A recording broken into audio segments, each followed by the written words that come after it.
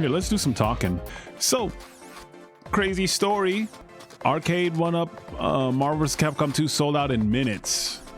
Minutes everywhere. Like minutes on the official site, minutes on the Target site, minutes on every site that they were on.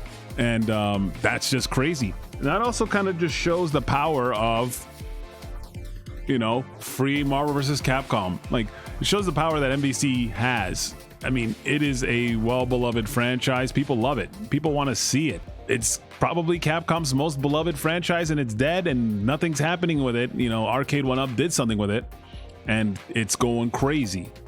Even with being 600, like, it is a big of a hit. Like, but the thing is, you know, I'm not sponsored by them. You'll wait till the sale? Good luck waiting on a sale for everything that's sold out, and like a thing that's hot fire. But going back to the point is, you know, it's the most loved franchise in like Arcade 1-Up. I'm not sponsored by Arcade 1-Up. They ain't paying me anything. I bought all these. I bought this one. It's Mortal Kombat 1, and Max gave me this one because he had too many. So yeah, I bought my Arcade 1-Ups. But anyways, they're the only people doing something with the Marvel vs. Capcom 2 franchise, right? And there's gonna be a lot of people like, oh, it's too expensive. It's too, like, it's a bit up there. But I'm like, and I'll be real. Like, if you ask me, real talk, like, it's a bit up there, but it's like a collector thing, man. Like, try to collect a Marvel vs. Capcom 2 arcade machine for real. It's crazy expensive, crazy tough to do maintenance on. I mean, it's a little easier for Capcom boards because, like, you know, but still, it is crazy. And like, the thing is too, it's online, dude. It's a Marvel vs. Capcom 2 cabinet online, and you get to play it like it was, you know, enjoyed back in the day. It is fire, man. Yeah, it's a big hit, but man, I'm telling you, to be able to enjoy Marvel vs. Capcom 2 in cabinet form and then play some online is pretty damn cool. It is a bit steep, but I think it's awesome. I think it's cool. And I'll say this. I think a lot of it was resellers. A lot of it was people genuinely excited for Marvel vs. Capcom 2 to, you know, come out again. And I think a lot of it too is also reselling bots. But there's genuine, like, people like, yo, I want this. And there's also, you know, a lot of bots. I think it's little column A and column B. You were able to grab one at Best Buy. Let's go. You know what I'm saying? I was out and about most of the day, so it was kind of tough for me too. Yeah, scalpers have a hand in everything nowadays. Like, that's but I've said, like, when we talk about hustling, scalping and reselling is my least favorite. It's my least favorite, man. I mean, look what scalping and reselling has done to the shoe game. It's almost impossible. It's almost damn near impossible. It, like, kind of ruins the fun for people who actually enjoy things. I'm excited. I'm on talks of getting one, but yeah, no, like, I like playing Marvel vs. Capcom 2 standing up. I like it. I think if I do get one, I think I'm going to put weights in the machine. I'm gonna weigh down the machine, because when I play, you know, I move stuff around, dude. You know, I come from the arcades. So yeah, no. I'm glad people are excited. I know some of it is probably resellers, which is, yeah, it's tough. Like, I would hope more companies do something to, like, combat that, but it's kind of tough. Yeah, what's going on? And, like, and things I hope for it. I've played it. The machine is gorgeous. It's beautiful. It is an amazing looking cabinet. I think Arcade 1-Ups have come a long way. I mean, and design wise, it's great.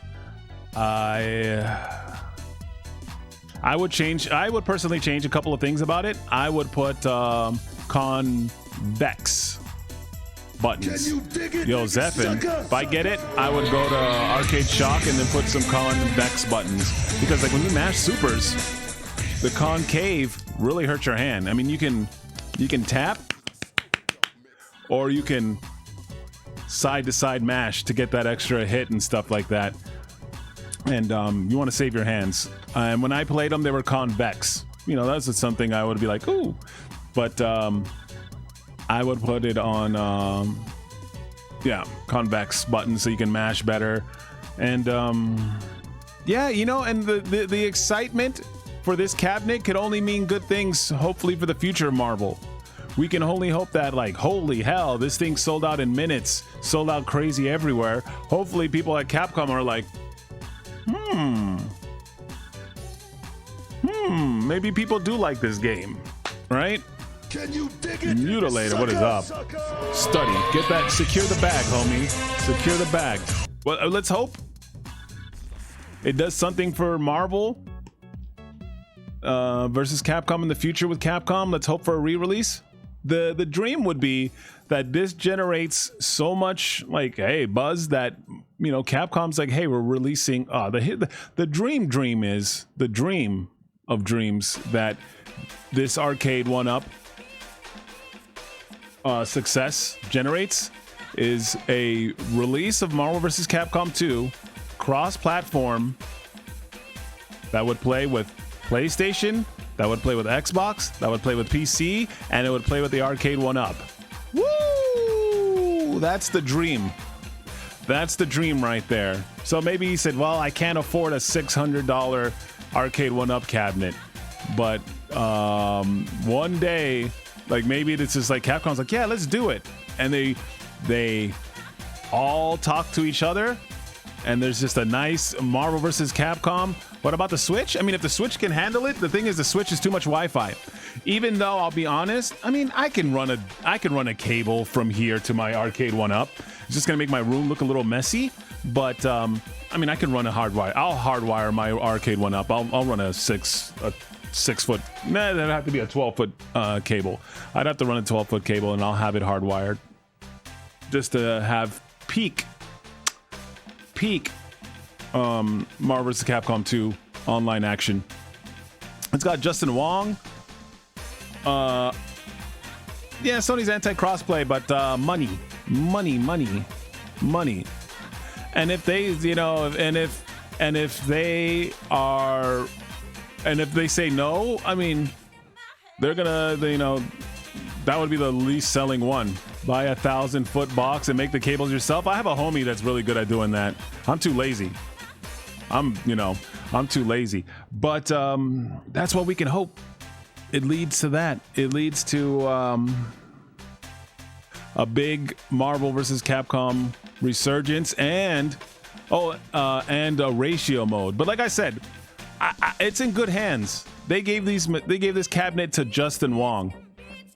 And Justin Wong's been working on it, and without a doubt, he's probably the #1 Marvel vs. Capcom 2 person in the world who probably knows that game undoubtedly more than anyone in the world. I mean, like, there's a few people like on his level that know. So if he's like, oh yeah, this is a frame off, this is a couple of frames off, this thing is not working, this is like that, you gave it to the right guy. I would say this: a ratio mode would bring new life into the game, because Marvel vs. Capcom's amazing. One of the, you know, it's probably one of the best fighting games, you know, top 5 fighting games of all time. But once it's like, if you just only top tiers, it is kind of stale. But a ratio mode would be amazing. It brings new life. It forces people to be creative, right? In a game where it's like, these are the best, this is what we do. A ratio mode kind of forces people to be creative, and people are still being creative to this day on this game. There is still people being creative. Like, I follow a couple of Marvel vs. Capcom 2 guys on Twitter, and they're coming up with like all kinds of crazy stuff. Yeah, right? Shotgun? It's a nice conversation starter. And people are like, yo, play it? Yeah. I'm not sponsored by them, but Arcade 1-Up, holla at your boy, because I love your product, and I'll talk good about it. I'll also be truthful about it. You know, the Gen 1 designs were kind of okay. They're not that great.